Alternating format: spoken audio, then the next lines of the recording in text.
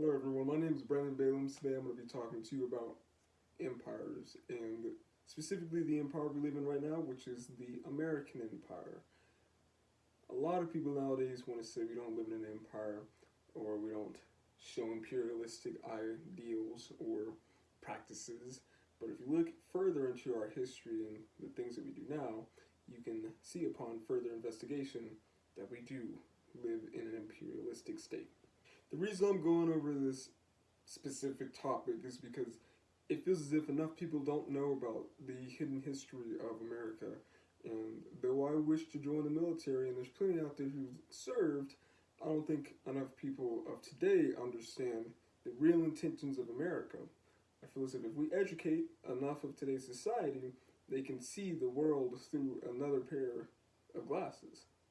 And if we don't show our knowledge that we understand the true being of our nation that we live in, then we won't further ourselves in the future. For my second argument, I wish to talk about the expansion of America through the centuries and the tendencies of imperialism that America has had when it comes to economic grab and for land grab. Taiwan Grow, with the War on Rocks, specifically talks about instances in which America grabbed more nations. And when I say grab more nations, I mean put more nations under its flag and pleaded for stability. And David Cleon also makes the same point with foreignpolicies.com, where he talks about how we don't really care about these little nations we have, only about the economic grab with it. David Cleon goes further to speak about instances such as Pearl Harbor, in which when we lost one of our nations during the actual beginnings of World War II, the Philippine Islands, we were more focused on the fact that we were losing a defensive strategy as opposed to the actual people of the Philippines. And when we actually lost Pearl Harbor, we didn't address it as Pearl Harbor losing, we addressed it as an island being attacked. We don't hold a lot of value to these states only for the economic grab of it.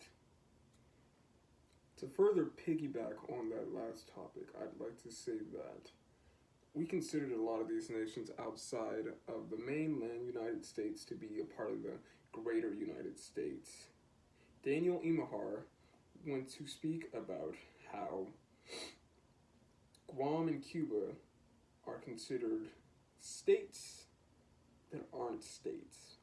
Their people don't get citizenship, but if you go over there, you can gain citizenship. And we watch over these places as if they hold a economic value to us, as we know a lot of minerals come over and a lot of spices and a lot of personal goods, such as coffee, tea leaves, medicines.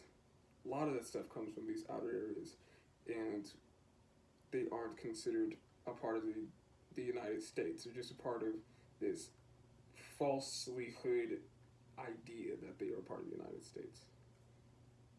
Though we would like to say that a lot of the things that we have in America could create for a great nation, Matthew Williams with TheWeek.com goes as far as to say that America hasn't really been a nation connected ever since the Civil War. And the Civil War didn't start based on the reasons that everyone thought it started on, which was slavery. It was more started on the fact that the South wanted to be autonomous and the North didn't want the South to be autonomous. And we taxed a lot of the South. We started a lot of embargoes with the South. We really didn't want the South to go away.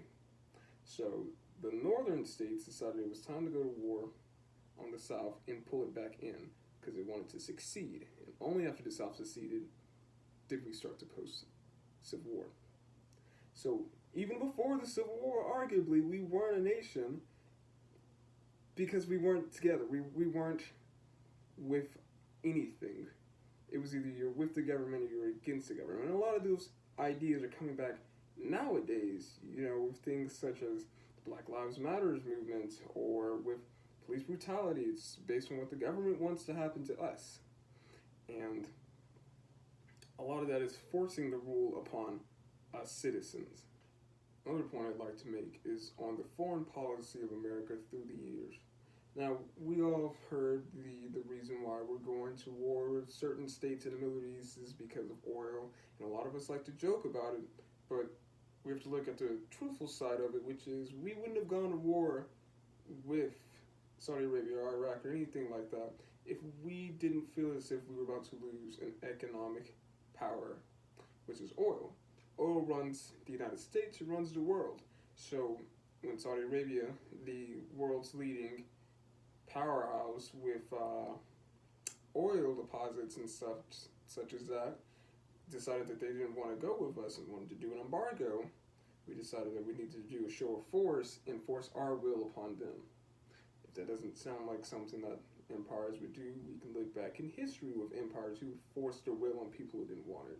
We can look at the Roman Empire forcing their will on the Carthaginians. We can look back at Nazi Germany. They were arguably a empire, and they decided that if you didn't believe in us, you were against us. Richard Lockman with TheLit.com goes into an article about America and its grab for oil and its greed for natural resources. He furthers my argument on the fact that America has never really been for the furtherment of freedoms and democracy, but it's also been for the furtherment of our pockets.